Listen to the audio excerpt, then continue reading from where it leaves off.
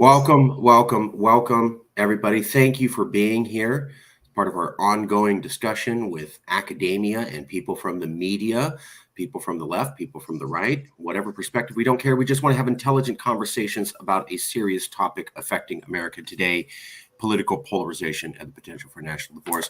With us today is somebody from, I guess, the media, Indiana Policy Review. Mark Frank is an adjunct. Franke. Franke, I Franke. apologize. Mark Franke is an adjunct scholar at the Indiana Policy Review Foundation. He's been there from 2017. He writes op-ed articles for distribution to Indiana daily newspapers, book reviews, and essays for a quarterly membership journal. As you can see, there it is. He's in multiple different local newspapers, Herald Bulletin, Shelbyville News, Carroll County Net. That's just a few. I mean, his articles went on for about 2 or 3 pages in Google. So he's definitely a local author being printed everywhere. And today we wanted to talk about this article in the Indiana Policy Review called The Big Sort. Mark, let me ask you, did I get anything wrong? Is there something we need to say about your bio or your background that we didn't cover?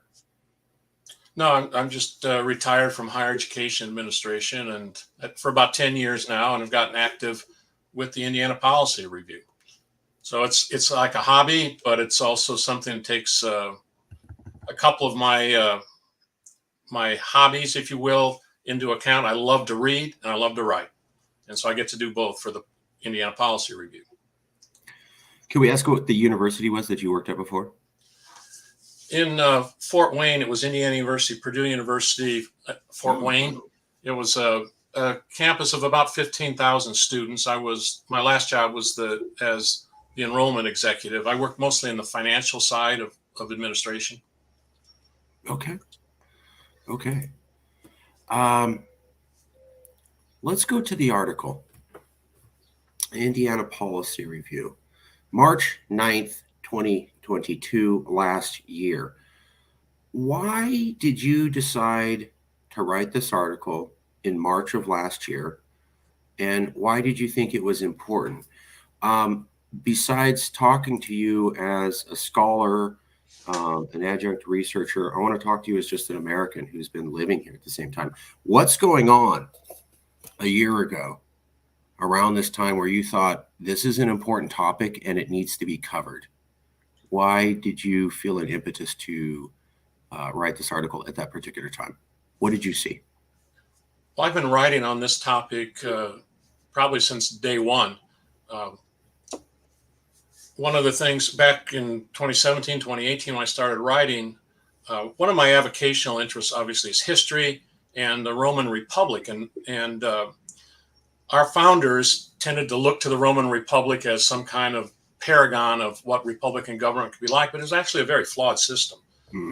And I was concerned that we were following them into their last century or so, when there was substantial political turmoil. We got to the point where about 150 BC, where they started using mobs in the street to get their way politically. And then eventually it came to a shooting war, if you will, with the civil wars in the first century BC. And I was worried that we were following some of that because the rhetoric was getting out of control. Instead of trying to work for solutions, we were too busy trying to gain points. We try to say everything in 30 seconds. Now I think it's down to maybe 7 seconds. You got to say what you want. And it just bothered me that we were taking a very good thing and jeopardizing it by simply not being civil in our discourse and not understanding how a democratic republic works, how a representative democracy works.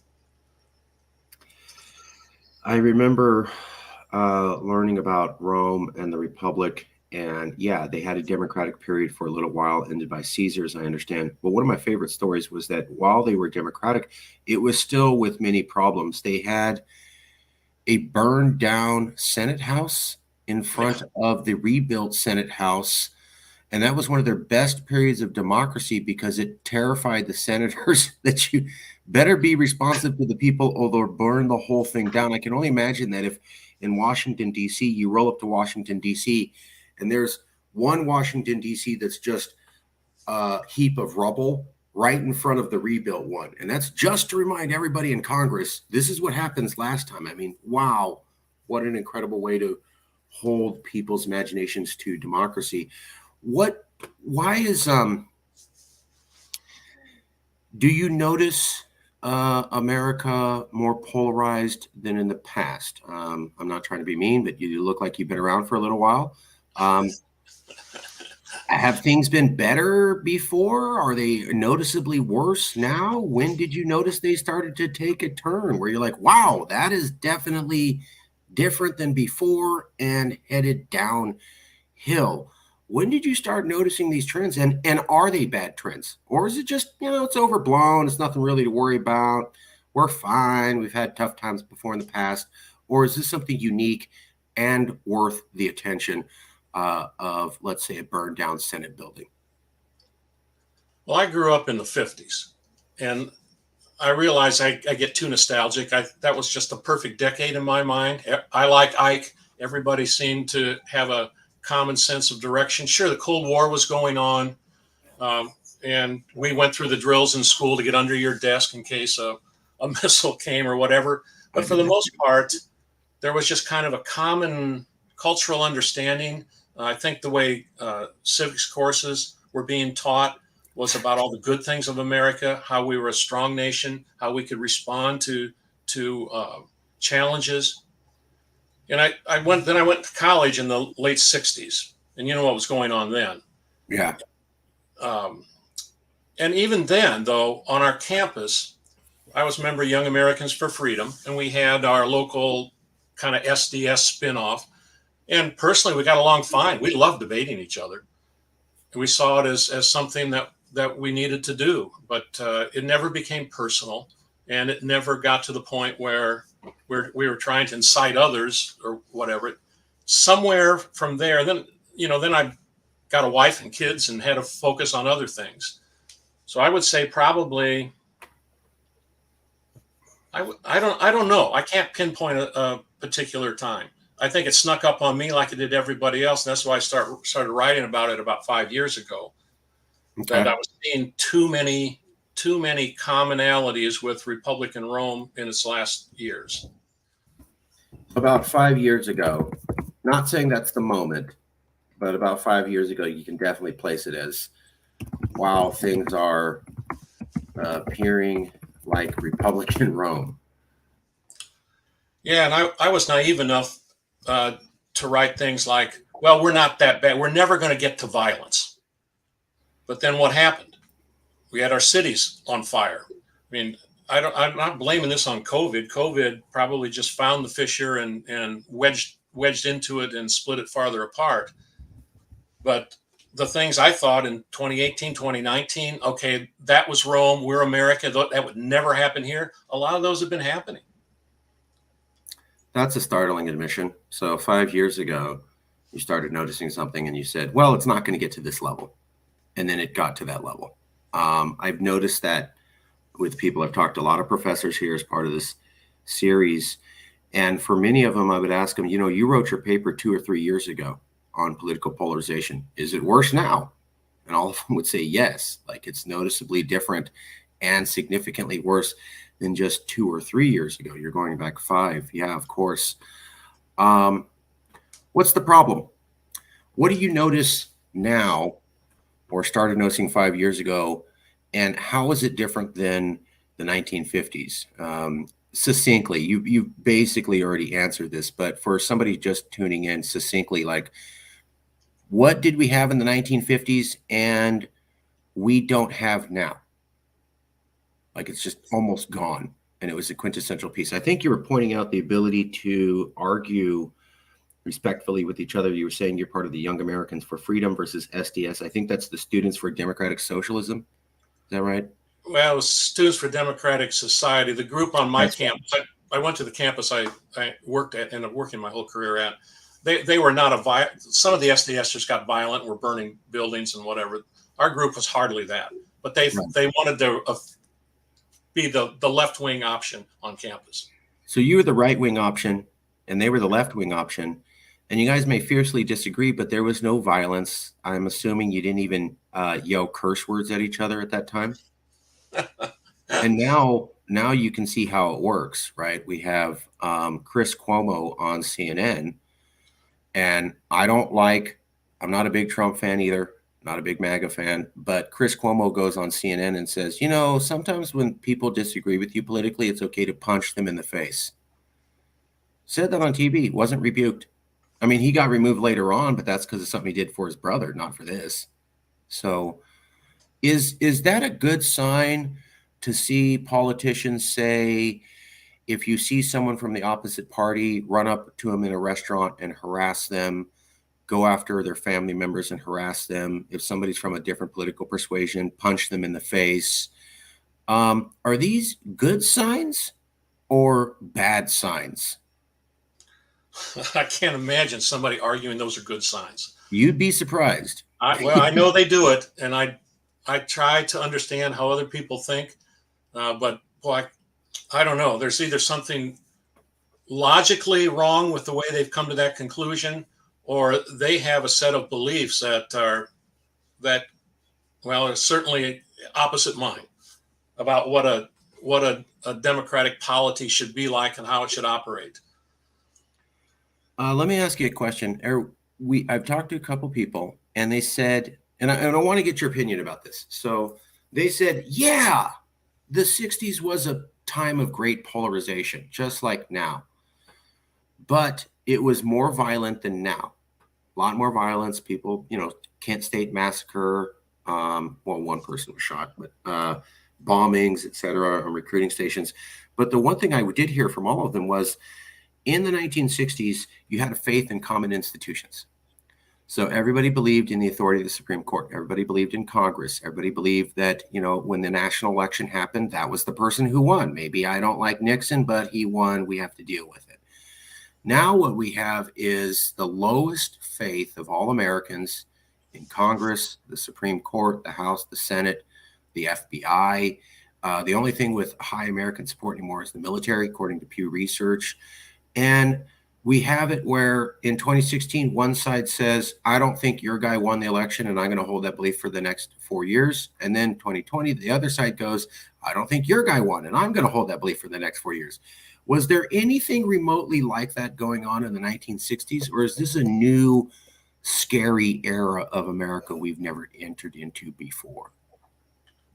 Well, I think in terms of national politics and certainly campus politics, the Vietnam War was the 800-pound gorilla. So, on the Democrat side, McCarthy and McGovern challenged Lyndon Johnson. He eventually dropped out of that in 1968. Nixon came back. And I think on the Republican side, or the more conservative side, I know what we talked about was the Rockefeller Republicans versus the Goldwater Republicans, and which wing would have the most influence in the Republican Party. However, it was always a matter of, okay, we'll resolve it and then we'll go on with our candidate and have a good election. So this whole idea of, because I don't agree with who won, he's not legitimate. Well, he is. So that is new. There wasn't anything like that in the 60s. Yeah. There wasn't people saying, I'll just defy whatever ruling the Supreme Court makes. I don't care what they say. Okay, so there was a lack of common faith in institutions at the time, and that's different than now. I just wanted to get your opinion on that because a lot of people have said that. Let's go to the article, if we can. The Big Sort. And this is the first question I want to ask you is, journalist Bill Bishop coined the term the Big Sort to describe an increasing propensity among Americans to sort themselves into clusters of like-minded groups. One would think this is only natural, as people tend to gravitate towards others with similar interests and lifestyles. What Bishop observed way back in 2004 was its unintended consequences to induce homogeneity to the point of insularism, my term, not his. We not only become more ignorant of how others think, but lose the ability to understand them. Empathy goes right out the door behind sympathy. I doubt Bishop could foresee how prescient he was.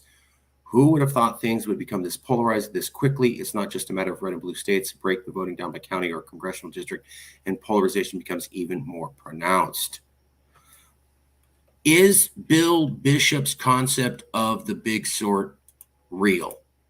Is that happening? I've talked to people who said, no, I reject that. Is Bill Bishop? So that's why I saw your article. I'm like, I've got to talk to you. So I understand it may be a silly question to you, but is the big sort happening? Is it real?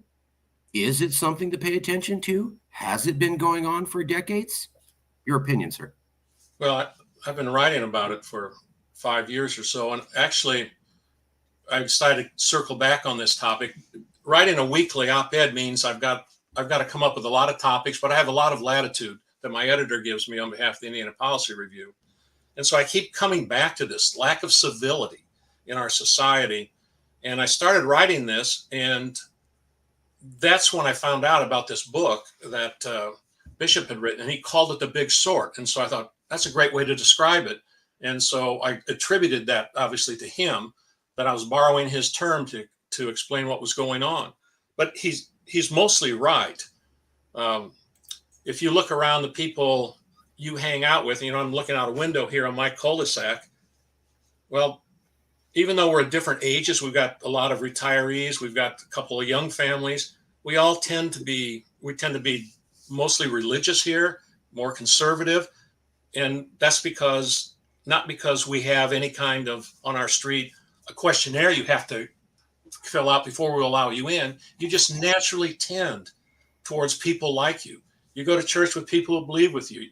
You vote with, go to political things. You join veterans organizations. At work, if maybe among your union members, you tend to be with people who think like you, and that's just natural, and that's not bad. But the problem is when you become so insular that anybody who's not part of your group needs to somehow be demonized in order to validate your position, is when we get way off the rails.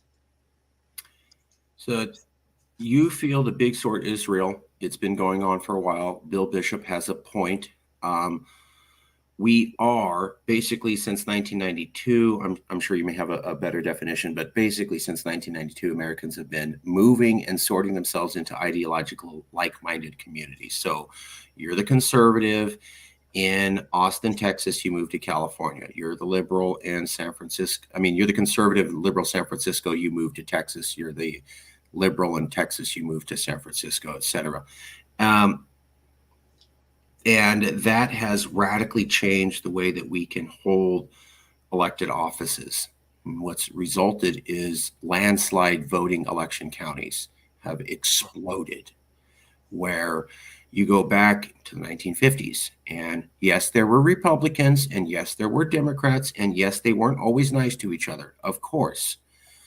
But the American people in general would pick based upon who seemed to be the right fit for the time.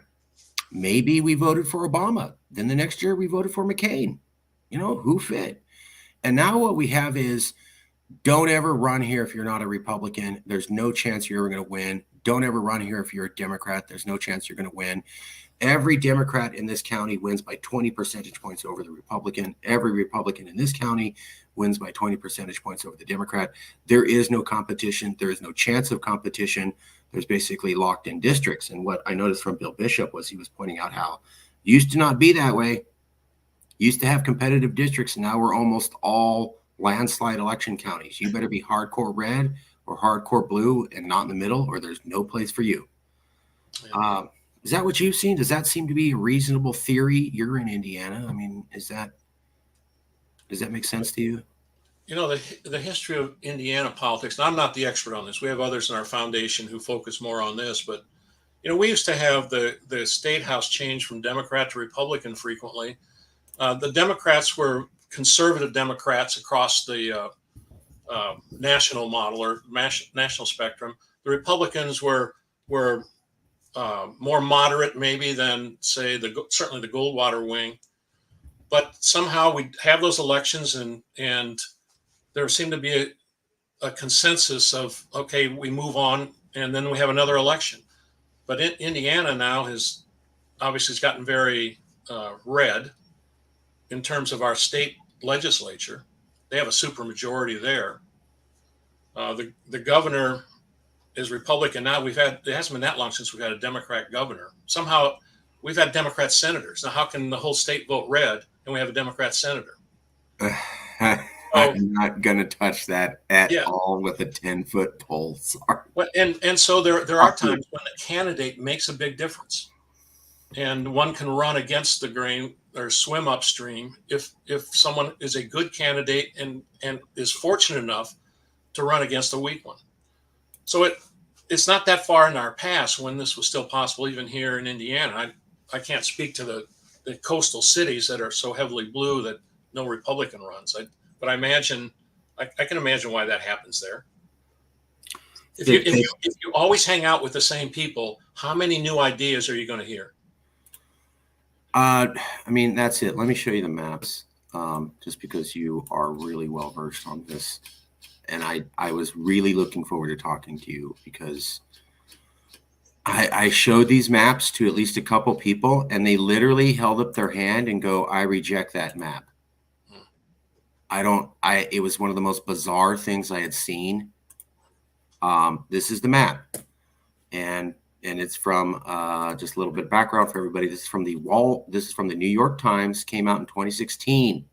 Counties that voted for the Republican or Democratic presidential candidate by 20 percentage points or more. Landslide election counties. And what they're saying is, if you look in the map in the top left, that's 1992. Red means don't run here unless you're a Republican. Blue means don't run here if you're a Democrat. But gray means sometimes we vote for Obama. Sometimes we like what John McCain had to say. It's up to us. How do we feel? Those kind of voters. And you can see how most of America is gray. Then you can go down to the map at the bottom. That's 2016. I know it's a little difficult to see, but almost all the grays wiped out. Yeah. And this is the New York Times. I mean, this isn't Bill Bishop's own blog. This is the New York Times basically corroborating what he was saying, going, we don't have competitive elections anymore, pretty much anywhere. I mean, there's a few places. Here in the Valley where I'm at is one of the last places where you could actually have Democrats and Republicans compete. And, one will win, but it'd only be like 2 or 3 points, giving the other guys a chance. So let me ask you about, let me go back to the article. And sorry about that.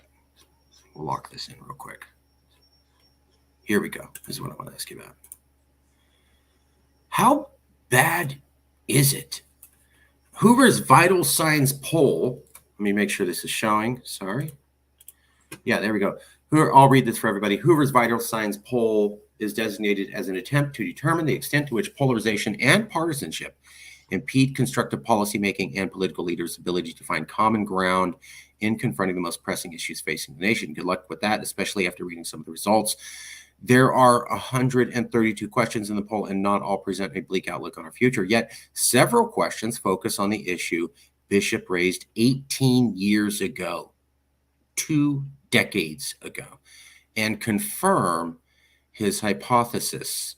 The best friend question response is skewed, as one would expect. Democrats hang out with other Democrats and Republicans hang out with other Republicans. More than half of the respondents said most of their friends are of the same party. So 50% of Americans are saying, over half, I only hang out with people from my own party. But a quarter said they have friends that are evenly split between the parties. So only 25% of Americans, a minority, have people of both parties. It may result from the fact that 40% report that they rarely or ever discuss politics. So almost half of the country can get along because they don't have anybody of the same party as a friend, and they won't discuss politics with them if they do. And I think we've talked about, I'm going to guess your opinion was it wasn't always like this. This is new. This is bad. Well, I have an amazing talent to put on rose-colored glasses, and I think take those off. Yeah. My wife gets tired. Quit talking about the 1950s. But hey, it was a great time. It was a great time. Get it. Yeah. I get it. America was unified. Yes, there was racism, but the economy was growing up. African Americans were starting to move up from World War II veterans. MLK was coming forward. Things were moving all the way around. I'm not saying it was perfect at all. Latinos were not treated very well, but we also started to get LBJ helping Latin people register at local schools. So things were starting to pick up. We also, I imagine, had civility. It sounds like that was the time where we could be of different parties, we could disagree, and we would all agree we're all Americans and we could kind of just deal and accept the elections. And now we live in a system where you're a different party from me. I don't hang out with you. None of my friends are you. I don't know people who hang out with you. And I think you're basically a bad person just because you're part of the other party. And I don't mean a little bit of a bad person. I mean a really bad person, like a threat to the whole country. Yeah. And I don't even just trust that you have different ideas. They're bad ideas. They're not just different, they're bad. And you're bad for being them. And I can't trust you or hang out with you. And was it 55% of Americans will not date someone outside of their political party? So that came out recently. It went from about 30% in 2012 to over half by 2020. So within 8 years, it went from a minority to a majority of Americans said, I won't date you if you don't share my exact political ideology. I've got an anecdote for that. I read a book, it's a sports book, and this was someone who lived near St. Louis, and he was going off to college, to one of the Chicago area colleges, and his dad said, whatever you do, don't date a girl who's a Cubs fan. That's those days, that was the issue. Let me give you one more anecdote. I read this. I can't vouch for it, but during the 80s, Ronald Reagan really unified the country in a lot of ways, even though he seemed to be polarizing to begin. And his relationship with Tip O'Neill, as Speaker of the House, you'd think, well, they're always fighting. Well, I read in one of the biographies that Reagan would call the direct line to the Speaker when they're on the floor, and he'd say, gavel the House shut, Tip, it's cocktail time at the residence. And Tip O'Neill would close the House. He would go to the White House. They'd go to the second floor, which is private, and they'd take care of whatever issue had to be taken care of. Now, could you believe that Tip O'Neill and Ronald Reagan, what we would see from the outside looking in, could frequently agree on the best way to go forward? I have heard this story many times from people who were talking about how it used to be. That, yes, there was, I'm a Democrat, you're a Republican, we will fight for our side during the day. And then in the evening, we'll still be colleagues and have some sort of agreement. And Reagan was a polarizing figure. And at the same time, he would routinely say, I can work with him. I can work with Tip. He did not say, there's no Democrat I could work with. All of them are bad. How could I ever pass legislation with any of them? Better to just have no bills with any of them signing on. There was none of that. He was a polarizing figure, but he never did any of that. And he always worked with Tip. And he would routinely bring up that he worked with Tip. So it's kind of like a not well-kept secret. Now we fast forward to, I think it was Newt Gingrich in the 1990s ended that practice, if I'm not mistaken. So you used to have Republicans and Democrats would argue during the day, and then at night, because they all lived in Washington, D.C. for most of the year, all their wives knew each other, and they would still have dinner parties and drink and talk with each other afterwards, a level of socialization that allowed them to fix problems. When Newt Gingrich came in as, I think, Speaker of the House under the Republicans, he said, you no longer hang out with people from the other party. You see him during work hours, and then that's it. That was 3 decades ago. Now we're way more polarized. So absolutely. What Reagan did was workable, and I'm wondering if it's permanently lost. That's a question. Let me take it from a different angle. Yeah. I still like to talk to people who are going to disagree with me. I just love those conversations, provided you can have the conversation.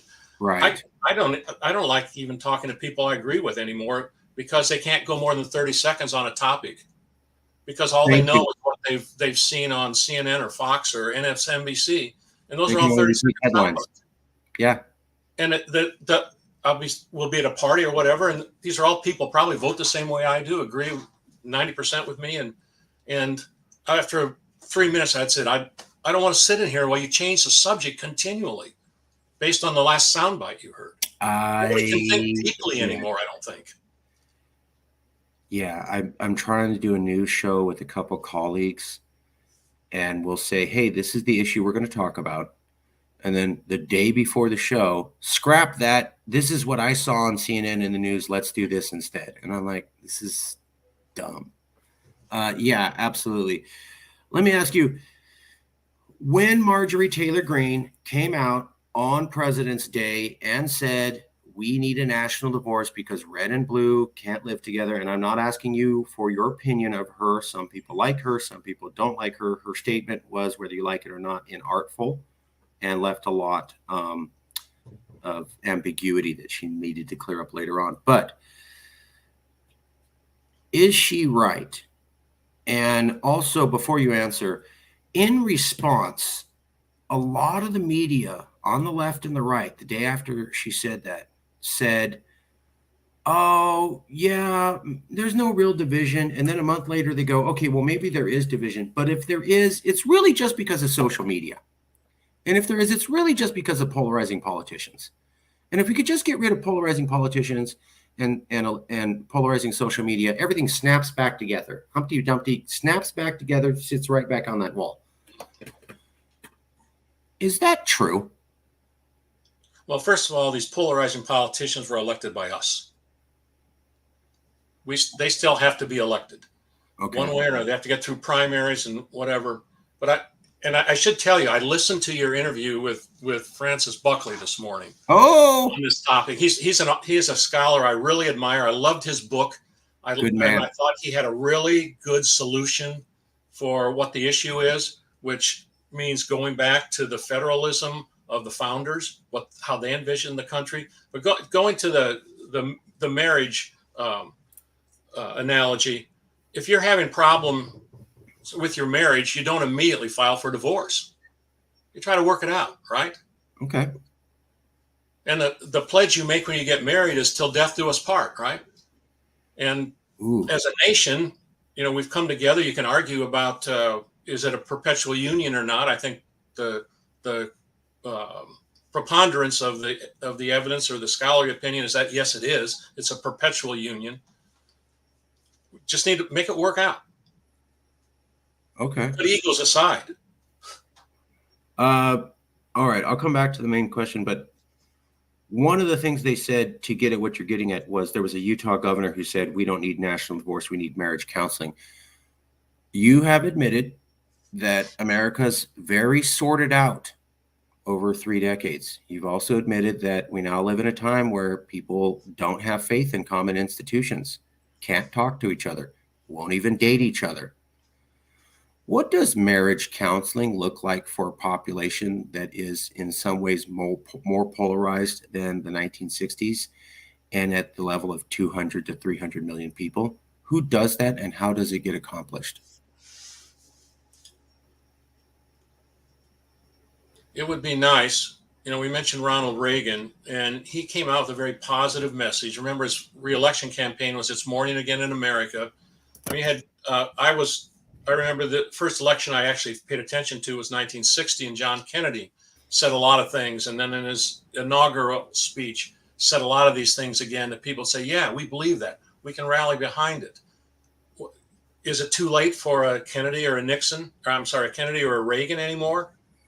Roosevelt. My dad's a big fan of Roosevelt because he grew up during the Depression. Roosevelt would go on the radio and rally the country. Of course, he had a depression, then a war.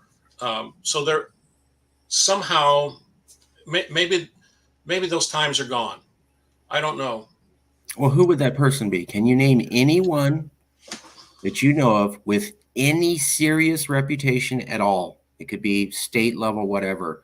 And it's someone on the left or someone on the right that you think the other side would actually listen to and embrace.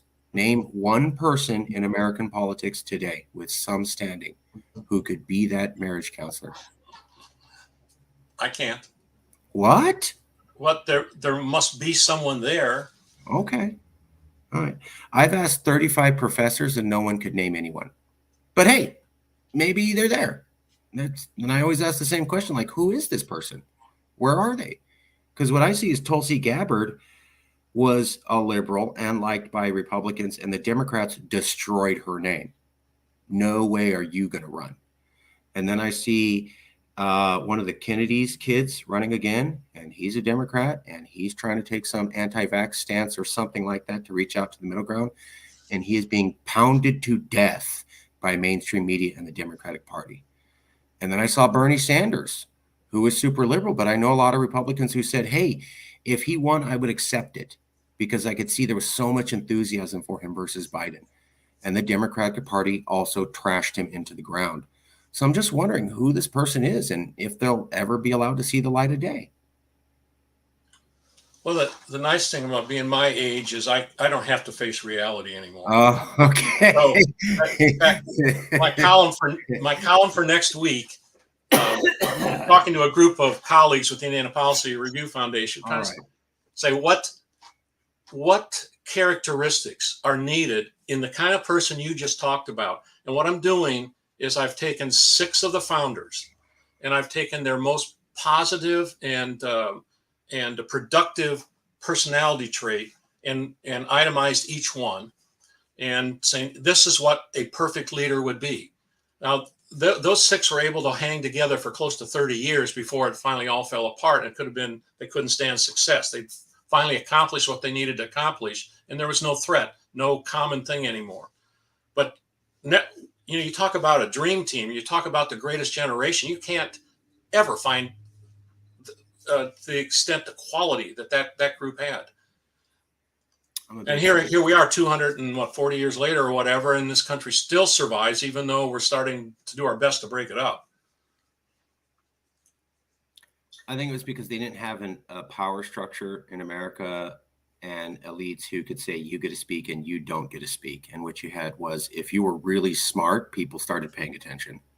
And so the smartest minds got to boil to the top, because there wasn't some media government agency going, we're going to filter out whoever gets to see the top, like Tulsi Gabbard or Bernie Sanders. It was just, you're really talented. Everyone in town talks about you. You should probably go to the Continental Congress and represent us. So I could be wrong, but I found it as a pure merit-based system, at least at that time. Early on. There wasn't elites and power structures to go, we don't like that guy, let's send him to the continent. They were struggling to survive. So anybody with a brain, go ahead and get in there. Let me ask you this question, though.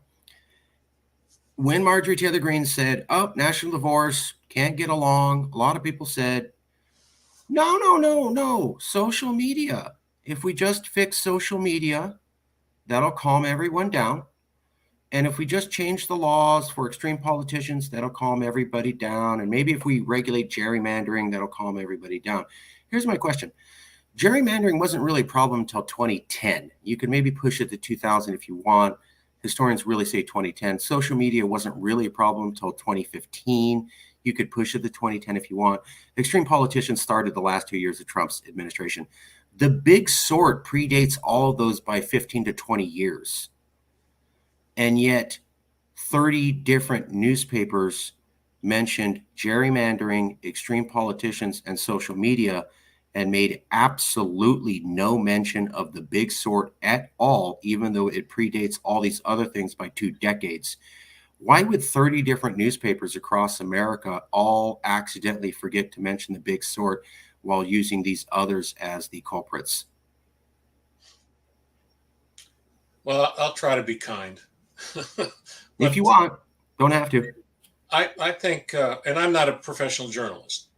Okay. My editor at Indiana Policy Review was on various newspapers, and he can't believe the lack of professionalism in journalism anymore. They don't hold to some ethic about their job is to get the information out to people, to look for things that people try to keep hidden, but not necessarily to make the decisions for everybody.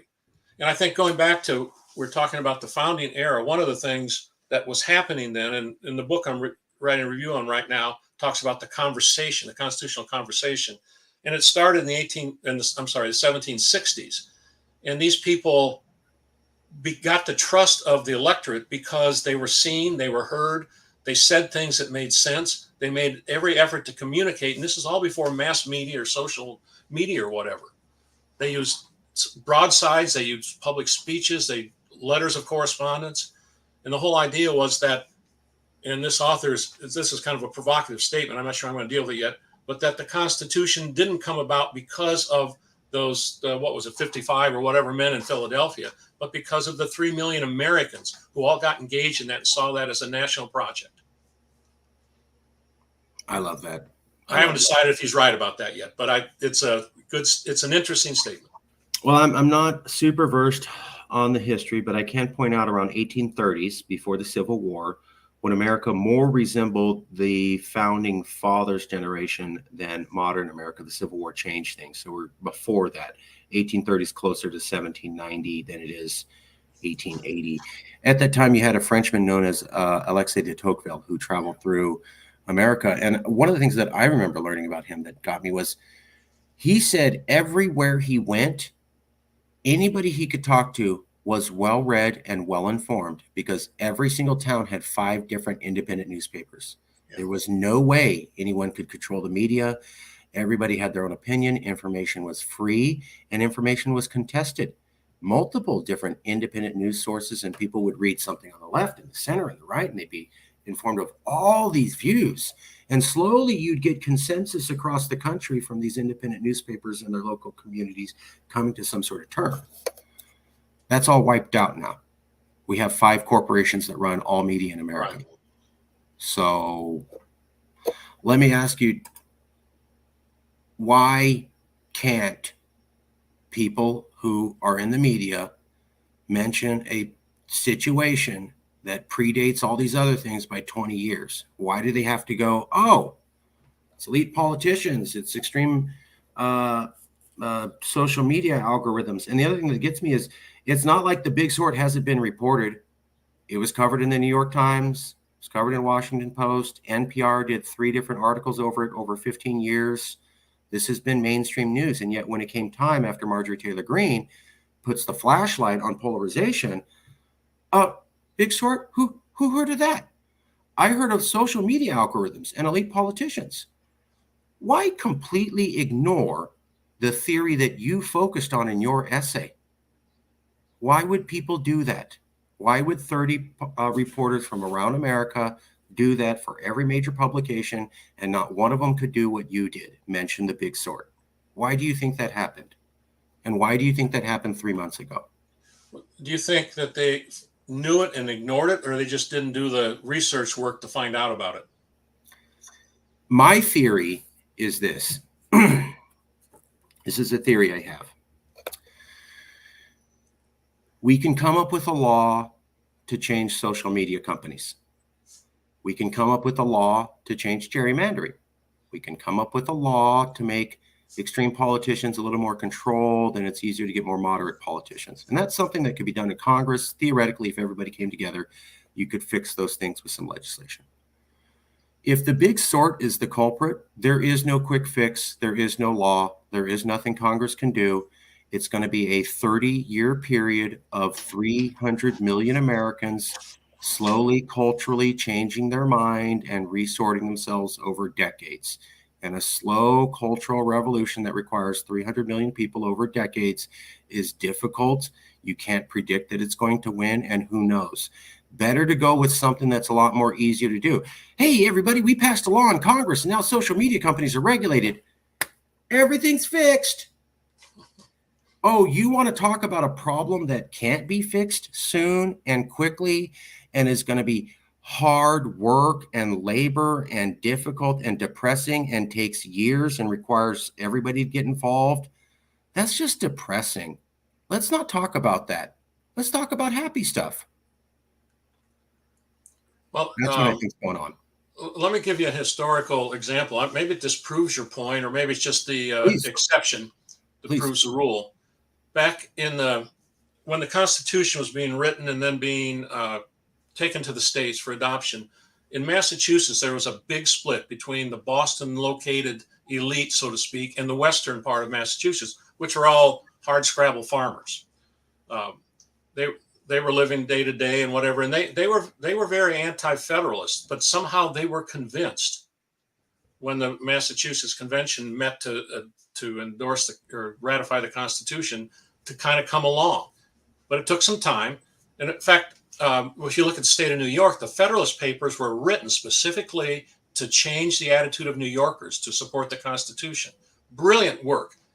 They're some of the best writing in our country ever you'll find in the Federalist Papers. But it was really focused on getting one state that had the same issue, big city New York versus upcountry and the farming communities. So I think they managed it then, but they did it through civil debate, making good arguments, listening to the other side, and coming to some kind of consensus or at least a majority opinion on where to go. It wasn't about winning arguments. It wasn't about getting the last word.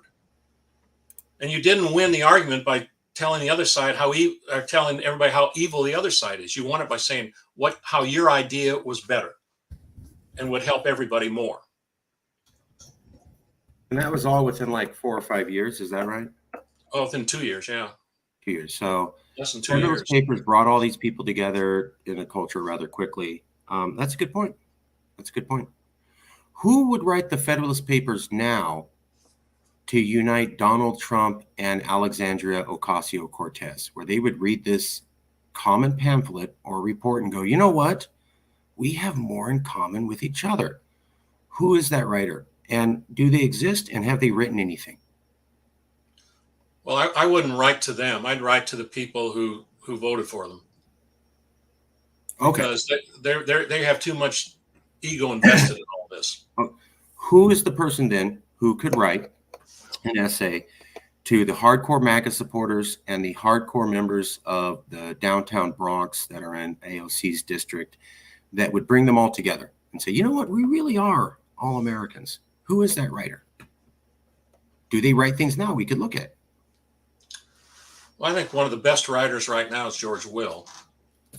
And of course, he's an anti-Trump conservative, I guess. The conservative sensibility was a very, very long and deep book. It's not an easy read, but for an intellectual conservative, you can't say I'm a conservative intellectual and not read that book, because it will give you a different perspective on a lot of things.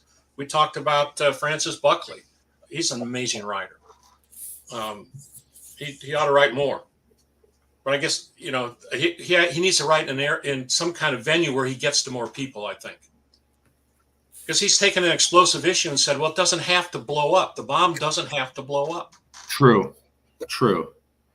I would point out that as an anti-Trumper, and Buckley said that he's an ever-Trumper, even though he did work as a speechwriter for the Trump administration, that's going to get everybody who's a MAGA to not follow them. So I don't like Trump and I'm an anti-Trumper. Okay, we lost 78 million Americans. And those are the hardcore people we got to bring in. I mean, it's the extreme wings we got to pull in. And then how do we get AOC's people? Well, don't overestimate the MAGA portion of that 78 million, because there are a lot of people like me who thought I can't vote for Hillary Clinton, or I can't vote for Joe Biden, and so I have no choice. Oh, sure. When Joseph Biden goes on television and he has a blood red backdrop behind him, which is very unique for a presidential speech, and 2 active duty Marines, which is also very unique for a presidential speech.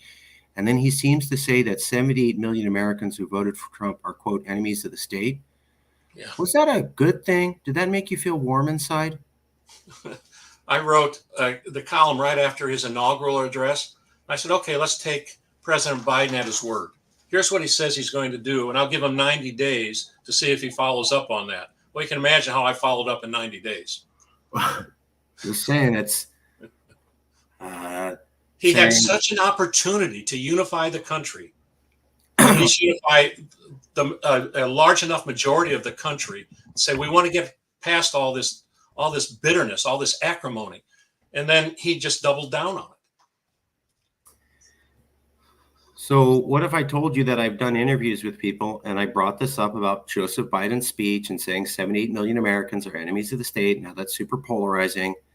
And I brought up the fact that Democrats and independents also criticized Joseph Biden for that speech and said, wow, that's divisive.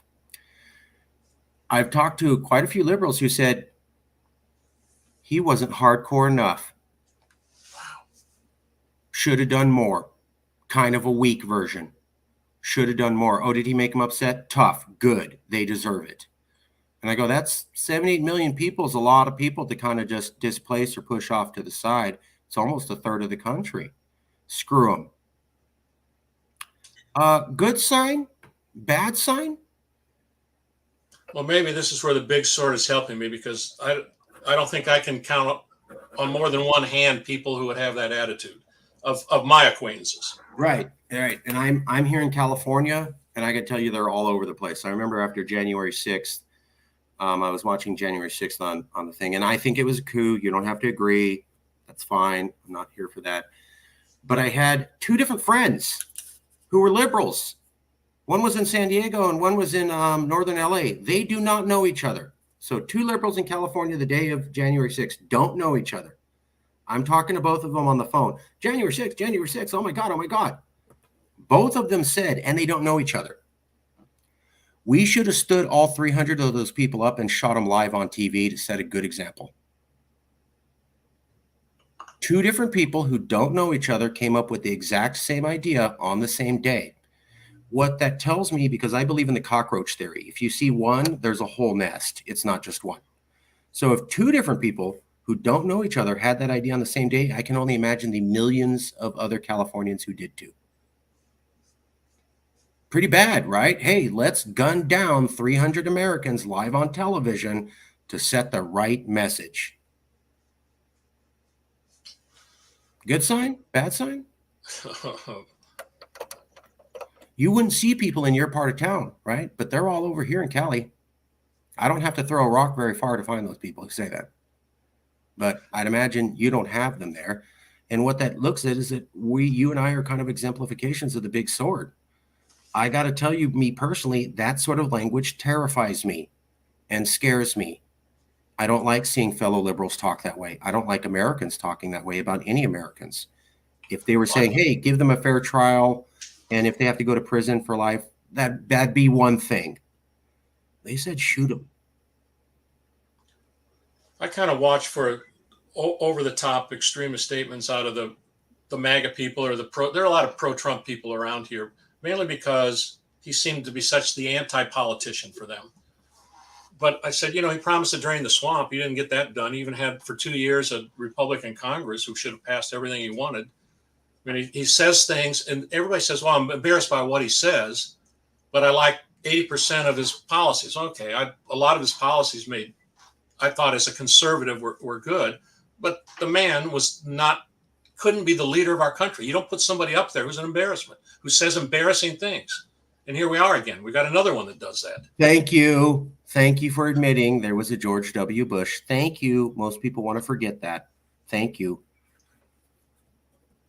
People forget George W. Bush and they go, oh, Trump's the worst. And I go, Bush said live on television, I don't read, to the entire world. That makes our whole country look stupid. Oh, actually, he had a personal goal of reading 100 books a year. And while he was in the White House, he met that goal. Okay. He's live on television saying, I don't read, to the world. That's recorded. So he did that, didn't walk it back.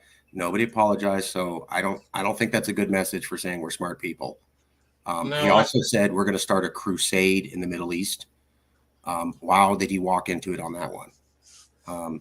And then there was the whole lying to the UN and the entire international global community, and then destabilizing the world security system, and also violating the international norms. All the stuff that we accuse Russia of doing today. I guess it's okay when Bush does it, right? Like, it's different. It shouldn't matter who does it. It should matter what's being done. Fair enough. And yet we can disagree on the particular policy, and it shouldn't matter whether my man or your man's in the White House. The policy should be debated on its own merits. I totally agree. But I recall a video made in the last 6 months. George W. Bush went to a meeting. He was giving a speech in front of a couple hundred Americans. And he was going, larger countries can't invade smaller countries. It's wrong. So when Russia invaded Iraq, oops, I meant Ukraine. Well, we did Iraq. I guess we did it too. And then 300 people laugh. So 1 million Iraqi civilians died in that war. The president laughed about it live on television, and 300 of his fellow Americans joined him. That video's out. It came out in 5 months, and I can only imagine what kind of impression that leaves the rest of the world. Let me ask you a question. Does the big sort unsort itself? Do we come back together naturally as a country? Let's say there is the possibility of a super leader who could bring us back together. That exists. But that person never shows up. There's no external intervention. It's just, we kind of just keep petering on the way that we're doing it. Do things naturally get better? Is there any reason to see hope that this naturally gets better and Americans go, yeah, we've ideologically sorted ourselves into like-minded communities to a degree we've never seen in American history, but now we're going to start turning the page and be more open to other people who think differently, although we don't live with them in our same communities as previous Americans did. Does this naturally get better on its own, or is there no reason to think that? Well, I can't imagine why it would get better on its own. I'm a Lutheran, and we believe in original sin. So human nature is what it is, and it's not going to naturally make things better. That's why we have governmental institutions. That's why we have certain laws to restrict what we can do compared to our neighbor. We can't just go over and decide I'm parking my car in his driveway today. Right. That sort of thing. We have and you read the Enlightenment philosophers, and they talk about that. No, it's not going to get better by itself. We're going to have to work to make it better. And it takes people of goodwill to do that. Wasn't there some English literary writer? All it takes for evil to triumph is for good men to do nothing. Yeah, Edmund Burke, I think, or he might have been quoting somebody. I'm not getting it right, so I don't get credits for that. Somebody English and smart said that in the past, and it was a good quote. Okay, we're winding down. Let me ask you two questions. Is there anything that you wanted to ask, you wanted to cover? Is there something you want to talk about? Is there something we missed? Is something you want to correct? No. Okay. Here's the last question that I always ask everybody. Thank you for being here. I really appreciate it. Also, if you know anybody, I hope you found that this was not a gotcha journalism. This was a fair interview. I didn't try to set you up, and you got to say your piece fairly. If you know anybody who'd be willing to be part of an honest conversation, you don't have to say now. I'll email you in a couple hours the link of the video, but if you know anybody, we'd love to talk to them. We don't care if they're on the left or the right, just as long as they can form complete sentences, we're good to go. Last question for you. I want you to picture yourself outside of this interview. You're not you, you're not me, you're a third person watching this. You don't even really know this person, but they're watching this. And they've been watching for a while, and we've covered a lot of good topics.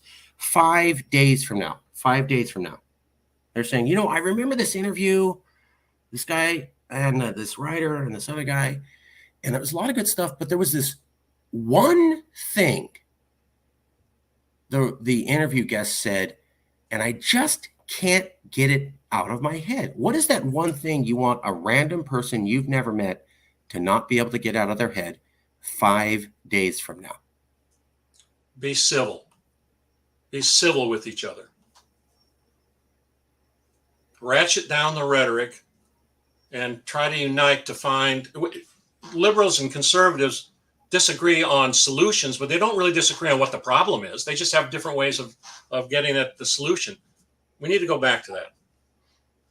And it starts by being civil with each other, respecting each other's point of view, learning each other's point of view, taking time to understand it. Just because you understand another's point of view doesn't mean that you have to agree with them. Is that a fair statement? No. There's the difference between empathy and sympathy. So you can take time to talk to someone on the other side who you really disagree with, and maybe they did some horrible things you don't like, but that just because you're talking with them doesn't mean you're now buddies and you agree with everything they say. Is that fair? Yeah. But you respect them as another human being and as another citizen of the United States who has a right to his opinion and a right to express it, but also to listen to other opinions. Yeah. Okay. Last question. Morris, I think it's Morris Fiorina, Professor Fiorina said on The Big Sort that it's not clear if people are moving into ideologic, red communities because they like the politics versus they just kind of have a sense of the lifestyle. Do you have any sense on that? Are people sorting themselves out specifically because I want to live near Republicans, or is it more of just a general sense of lifestyle and culture? Maybe I didn't touch on that comment, but I did in another one. They don't get out an electoral map and see how did that precinct vote the last 10 elections. They look, oh, those houses are nice. I can afford a house there. There seems to be a nice, well-kept neighborhood. We're in a school district that I think I'd like my kids to attend. I've got a church close I can go to. I mean, those people, we have a lot in common. It has nothing to do with politics. It has to do with lifestyles, yes, and there's probably a correlation to some extent, but that's not why you buy a house in the neighborhood or join organizations for the most part. That was perfect. We'll leave it there. I want to thank you for coming out. I will email you a copy of this in a few hours. If you know anybody else who'd be willing to be part of an honest conversation, we'd love to talk to them. Thank you for coming out, Mark Franke. Okay. Thank you. I appreciate it. And we'll